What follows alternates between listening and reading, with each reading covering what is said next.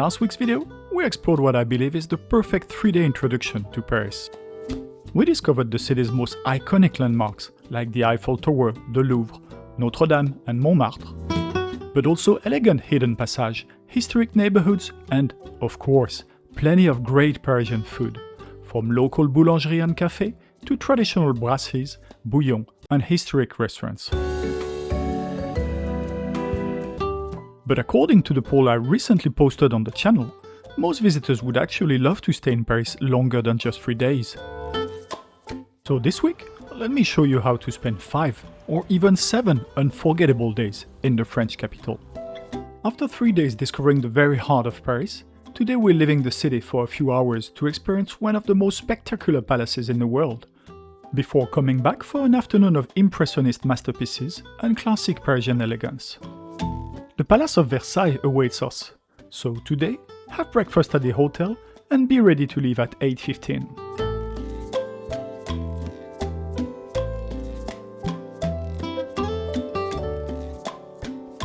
There are actually 3 different train options to get to Versailles, but from Saint-Germain, the easiest is to take Metro Line 4 to Saint-Michel, then hop on RER Line C and get off at the terminus, Versailles Château Rive Gauche. And the best part? It will cost you only 1 metro train ticket. When in Versailles, you'll have to walk 10 minutes to the palace.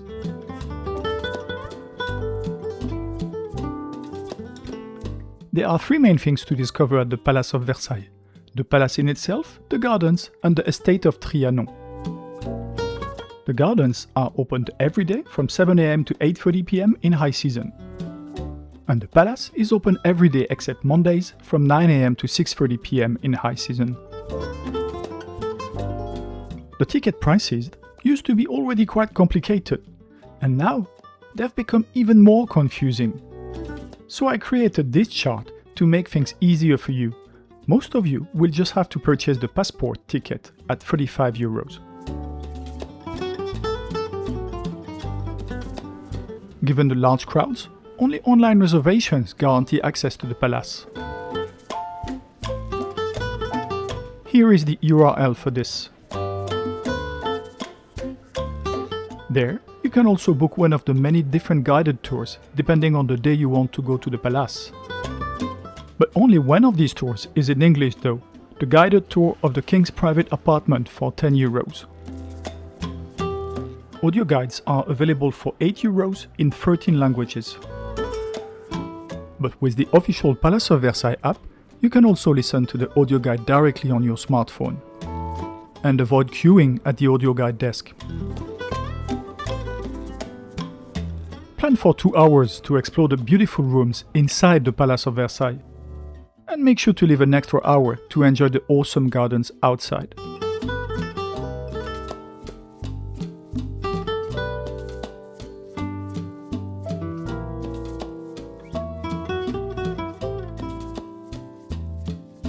Before you leave the palace, I'd recommend having a light lunch at Angelina, directly inside the castle. The famous Parisian tea room and pastry house also serves snacks and light meals for lunch, and I'm pretty sure you won't want to miss one of their iconic pastries. When your lunch is over, from the Versailles Château train station, take RER C to Musée d'Orsay. Since 1986, the imposing nave of the former Orsay train station has served as the setting of this museum, whose superb collections of sculptures and paintings cover the periods from 1848 to 1914, the Louvre being dedicated to what came before. The entry cost is €16, and it's free if you're under 18 or under 26 and member of the EU. It took only 2 years to build this amazing building in 1900 to be the train station serving the entire southwest of France. After World War II, too small for the longer trains, it declined and was finally transformed in a museum in the 80s. Let's grab a map.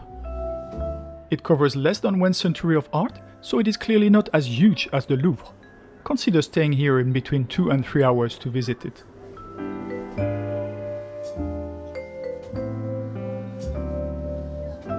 There are superb works of art everywhere, but if you are in a hurry, the 5th level is where the most masterpieces can be found. On the ground floor, there are some very interesting rooms.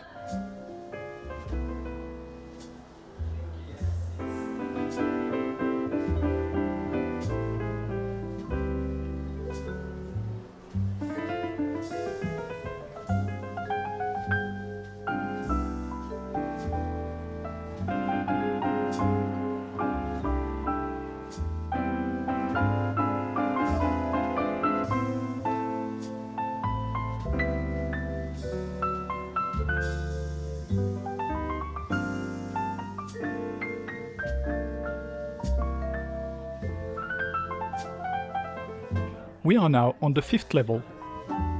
This place, with the clock and its view over Paris, is a famous Instagram spot. People line up to take a picture.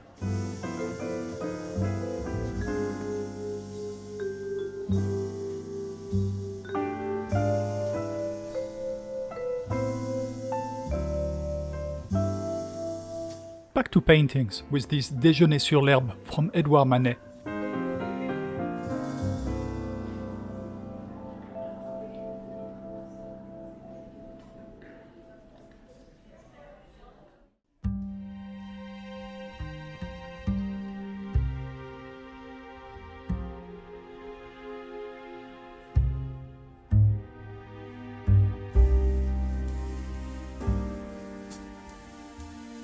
Dance is a subject that marks Degas' career. He is in awe of these dancers who shine on the stage. He has done many dancers' paintings.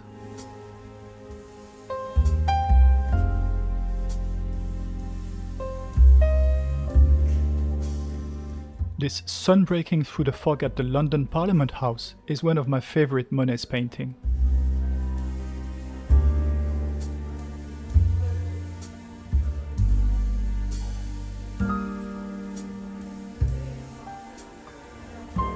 It's difficult to get in front of what is perhaps my favorite painting ever, The Starry Night by Vincent van Gogh.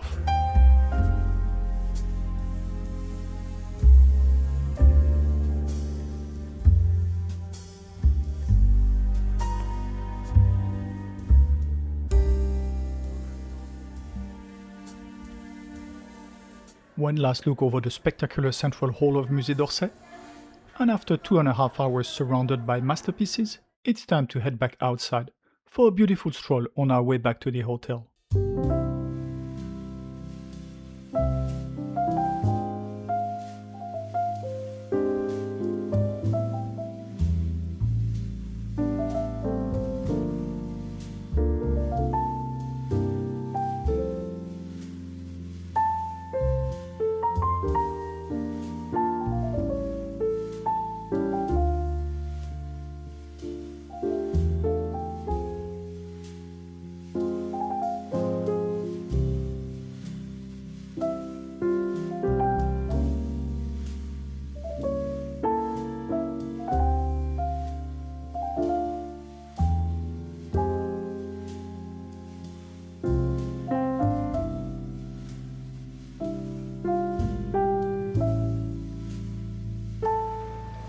After some well-deserved rest at your hotel, it's time to head to one of the most famous restaurants in Paris for visitors, le Relais de l'Entrecôte.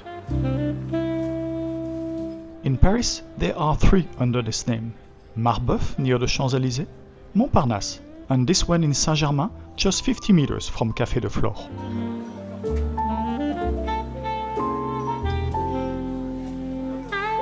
The concept here is extremely simple: a green salad with walnuts, followed by sliced entrecôte steak served with unlimited French fries. And that's basically it. What made these restaurants famous, however, is their legendary secret sauce, which people have been trying to copy for decades.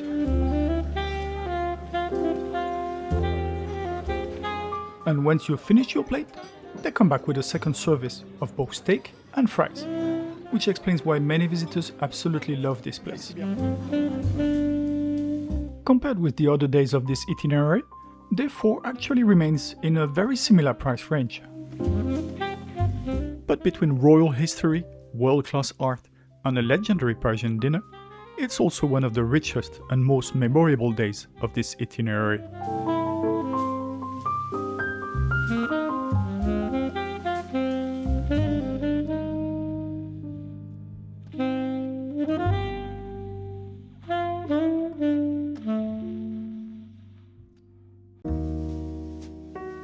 For those spending 5 days in Paris, this final day is designed to show you a different side of the city.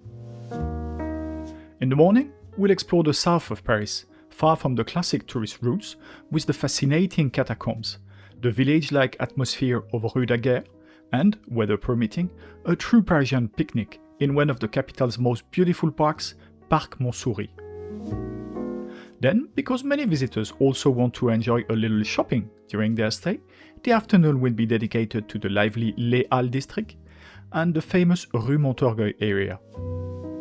And to end these 5 days in style, we'll have dinner in one of the most spectacular restaurants in Paris, the legendary Train Bleu. This morning, choose whichever breakfast option you enjoyed the most during the previous days, now that you've tested several different Parisian styles. Then, it'll be time to take Metro Line 4 to d'Enfer-Rochereau, in the 14th, one of the southern arrondissements of Paris. For our first visit of the day, we are set to experience a dramatic shift in ambience as we venture into the renowned Catacombs of Paris. Make sure to pre-book online, as it's often complete throughout the day. Beneath Paris lies a huge network of ancient limestone and gypsum quarries. In this particular quarry, the ossuaries from various Parisian cemeteries were relocated during the 18th and 19th centuries, hence its designation as the Catacombs. There are 131 steps to get down.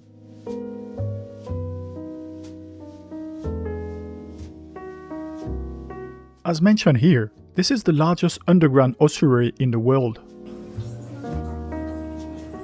This is not for the claustrophobics. We'll be traveling just under a kilometer underground.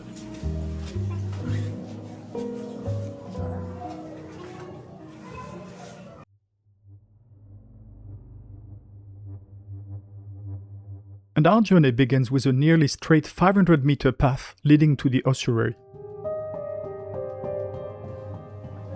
Before entering the ossuary, you'll encounter a room filled with fascinating explanations, perfect for those who haven't opted for the audio guide.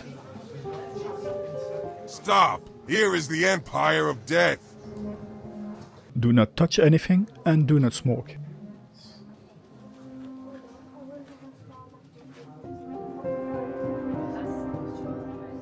It's estimated that over the course of a century, more than 6 million remains were relocated here. This makes it the largest visited necropolis in the world. 17 cemeteries, 145 monasteries, convents, and religious communities, along with 160 places of worship surrounded by their own cemeteries, all contributed to feeding the underground quarries.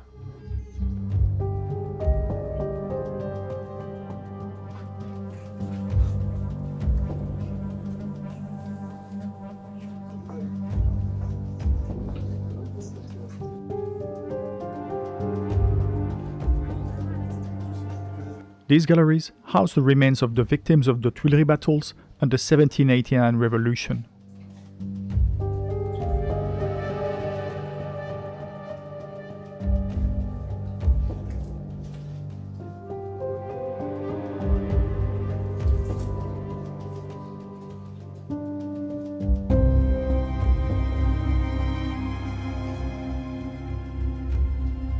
In this sculpture, aside from the skulls, all the bones are tibias.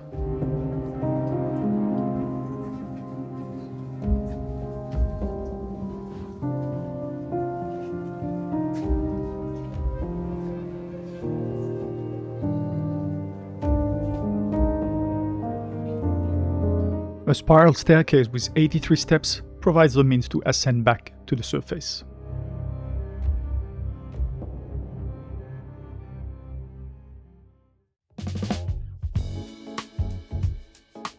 From the Catacombs exit, it's just a short 10-minute walk to Rue Daguerre, one of the most pleasant pedestrian shopping streets in Paris. This street feels like a permanent open-air market, with food shops open every day. It's actually my favorite street in Paris to buy good food. And that's perfect, because if the weather cooperates, you'll find everything you need here for a wonderful Parisian picnic.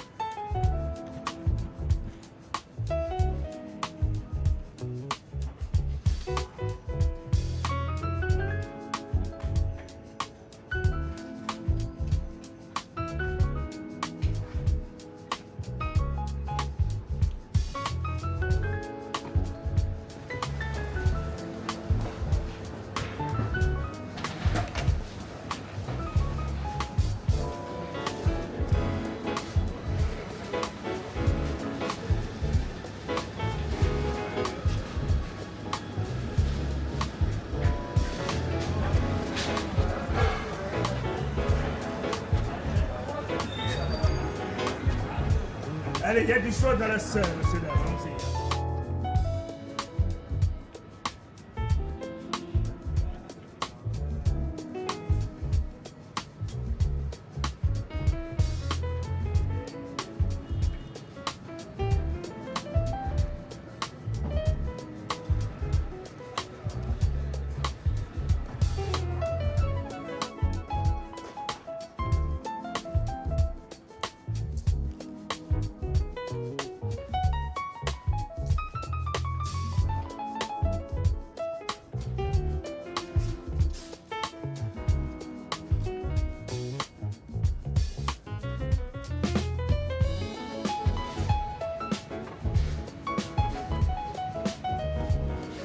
A slice of one of these pâtés en croûte would be absolutely perfect for a picnic in the park.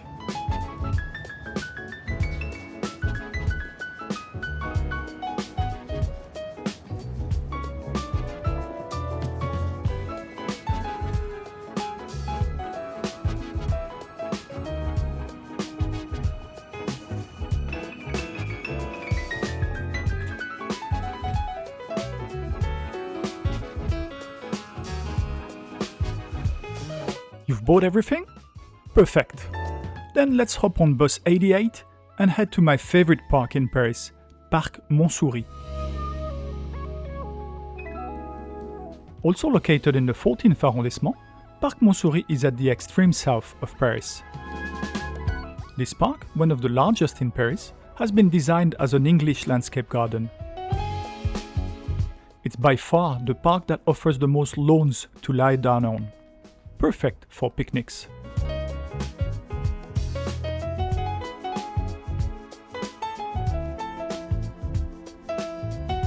And if you're not too keen on sitting on the grass, don't worry, there's also a very pleasant cafe inside the park. The park was created from a large stone quarry, but also many galleries of catacombs. Every feature of the park was designed to create an idealized natural landscape, with space for both relaxation and recreation, which could be enjoyed by all classes of Parisians. And I have to say, to me, the result looks absolutely magnificent.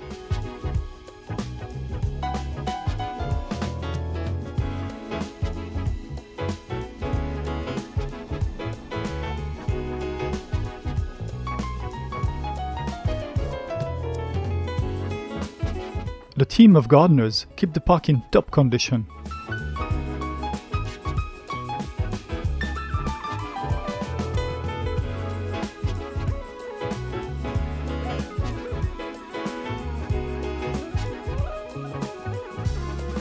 The RER line crosses the park in a trench, and yet, except when you are on a bridge just above, you do not hear the trains passing.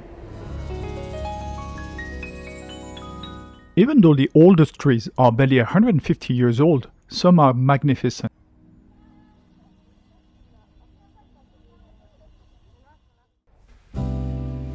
There is also a pleasant rose garden.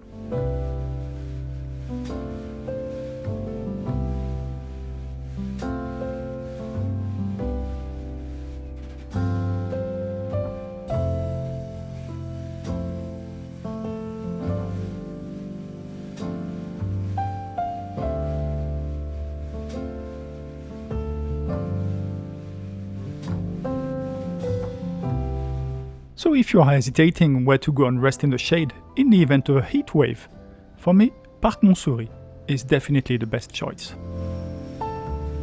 I hope you enjoyed your picnic there. Now, it's time for a little shopping. Let's take RER line B from the station right next to the park and head back to the very heart of Paris, Forum des Halles. Just above the Châtelet-Les Halles station, the biggest transport hub in Paris, is the Forum des Halles Mall, the largest inside Paris. With 50 million visitors a year, it's the most visited in France. It's a good time to do some shopping. When you exit the mall via the Porte de Saint-Eustache, you are facing the beautiful Saint-Eustache Church. And you are at the south end of our last visit today, the awesome Rue Montorgueil, one of Paris's most beautiful pedestrian streets.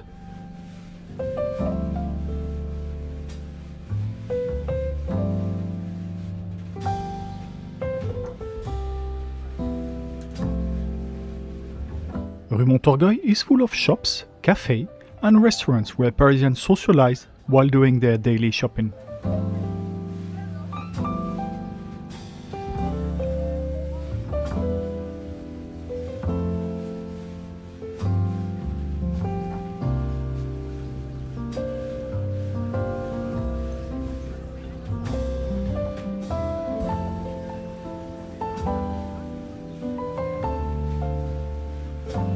There are dozens of restaurants and cafés in Rue Montorgueil, of any kind.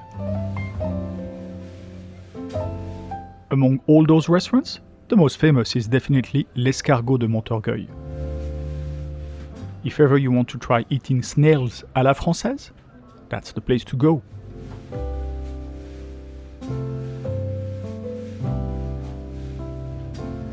Rue Montorgueil is the longest pedestrian street in Paris, with 360 meters, or 0.22 mile.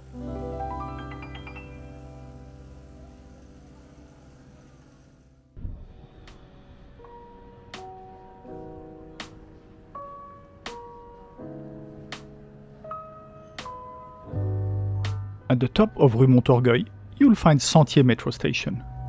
From there, in about 15 minutes, you'll be back at your hotel. Maybe it's time to start packing your luggage, or simply relax a little before our exceptional final dinner. Tonight, you may want to dress up a little. And rather than taking the metro, this might also be a good evening to take a taxi or an Uber to Gare de Lyon. No, you're not leaving Paris just yet. But the restaurant we're going to tonight is actually located inside the monumental Gare de Lyon train station. Up there.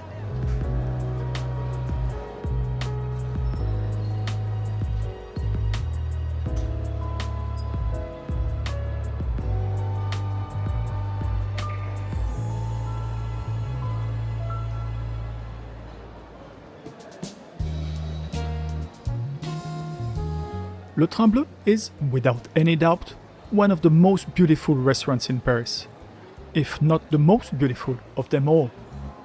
And even though it doesn't have a Michelin star, it is also an excellent restaurant, with the prices to match.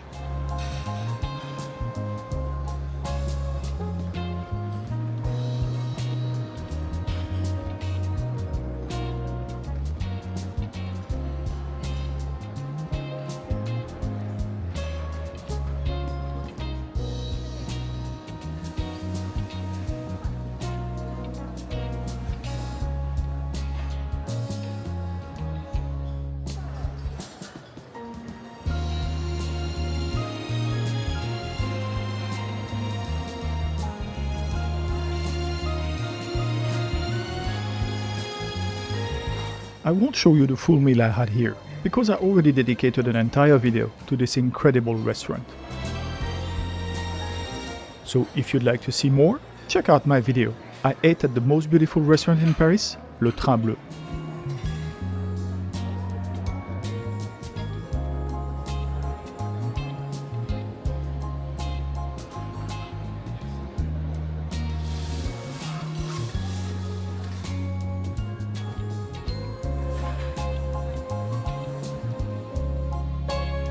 Yes, it's definitely one of the most expensive days of this itinerary. But honestly, dining at Le Train Bleu is much more than just diner. It's a true Parisian experience, and probably the kind of memory you'll still talk about years later. For those spending 5 days in Paris, this is the perfect final day, a blend of local Parisian life and grand Parisian elegance. And for those of you staying a little longer, let's move on to day 6.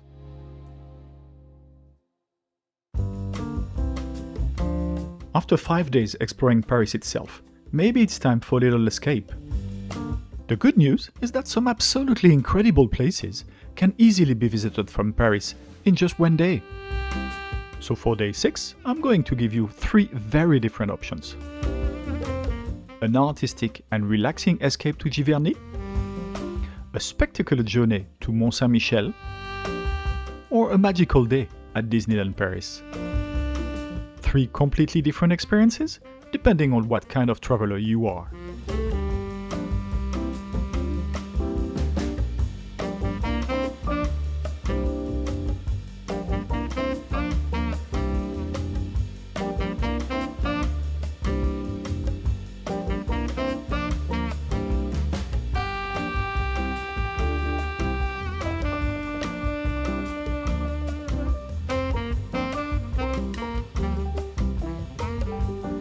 I don't want this video to last for hours, so for all the practical details on how to get to Giverny easily, and for a full visit of Monet's house and gardens, make sure to watch my dedicated video, How to see Monet's garden in Giverny in half a day.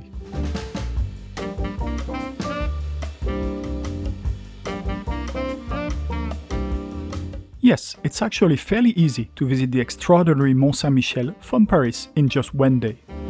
It does involve spending quite a bit of time on trains, but you still get around 6 hours to explore what the French call la merveille, the wonder. And honestly, the moment you first see Mont Saint-Michel rising above the bay, you immediately understand why. For all the practical details on how to organize this amazing day trip from Paris, make sure to watch my dedicated video, The Only Way to See Mont Saint-Michel from Paris in one day.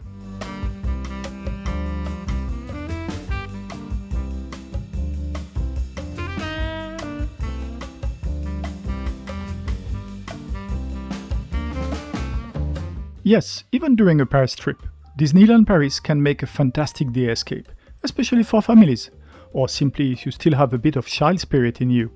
The parks, there are 2 of them, are extremely easy to reach from central Paris thanks to the RER train, and you can comfortably spend a full day there before returning to the city in the evening. From classic attractions and spectacular shows to the nighttime fireworks over the castle, it's a completely different atmosphere from the rest of this itinerary, but also a very memorable one. And if you want all the practical details and transport tips, make sure to check my dedicated Disneyland Paris transport video. Whether you choose Monet's peaceful gardens, the breathtaking Mont Saint-Michel, or the magic of Disneyland Paris, Day 6 proves that some of France's greatest experiences are just a day trip away from the capital.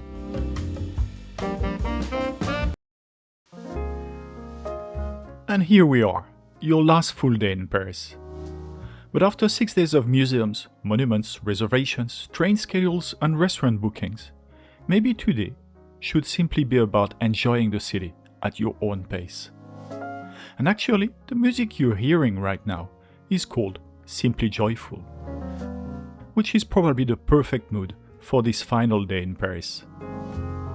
So instead of giving you a strict itinerary, I just want to suggest a few ideas. Maybe you'll feel like visiting one of Paris' wonderful markets, strolling along Canal Saint-Martin or the Seine,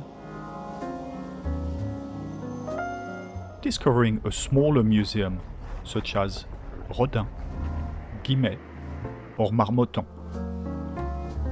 Or perhaps enjoying an immersive exhibition at Atelier des Lumières. Or maybe the perfect Parisian day for you simply means sitting for an hour at a café terrace, watching Parisian life go by with a coffee and a croissant. This is also the perfect day for a bit of shopping, some last-minute souvenir, great food products to bring home, or simply wandering around Paris without any particular destination.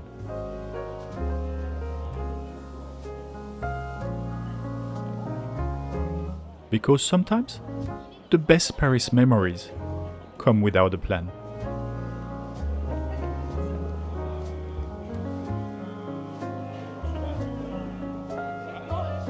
And that concludes our 7 days together in Paris. Of course, no single itinerary could ever show everything this city has to offer. Paris is simply too rich, too diverse, too alive for that. But through these 7 days, I hope I managed to help you discover not only the famous landmarks, but also a more authentic side of Paris. Its cafés, its markets, its gardens, its neighborhoods, its restaurants, its atmosphere, and maybe even a little bit of its soul. Because to me, Paris is not only a city you visit, it's a city you experience. Sometimes through extraordinary monuments like Versailles or Notre Dame, sometimes through world-class museums, and sometimes simply through a quiet morning at a café terrace, a walk along the Seine at sunset, or a picnic in a park. And honestly, that's probably why so many people fall in love with Paris and keep returning again and again. I truly hope this guide will help you create your own unforgettable memories here. Thank you so much for watching this video and maybe even spending these 7 days with me. And if you enjoyed it, don't forget to like, subscribe, and share your own favorite Paris experiences in the comments section. À bientôt and enjoy Paris.